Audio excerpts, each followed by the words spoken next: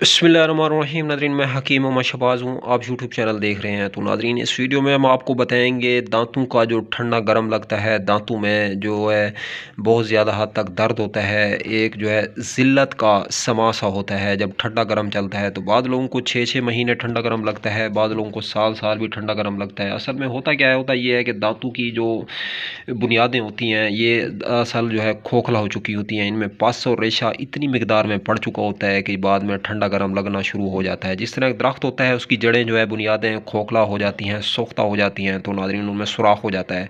तो फिर जो है ठंडा गर्म ऐसा ऐसा लगना शुरू होता है। नादरीन, बहुत ज़्यादा तकलीफ़ होती है, दर्द होता है। ठंडा पानी पीना तो दूर, ताज़ा पानी बंदा भी नहीं पी सकता। तो नादरीन, थोड़ी सी काली मिर्चें ले लें 1 तोला नादरीन, तो 1 तोला शहद ले लें तो काफ़ी है। शहद का खालिस होना शर्त अव्वलीन है। तो नादरीन, दोनों चीज़ों को पीस लें, मजून टाइप बन जाएगी, दांतों में 2-3 टाइम मलें, 3 दिन तक जो है ये मसला आपका हल हो जाएगा।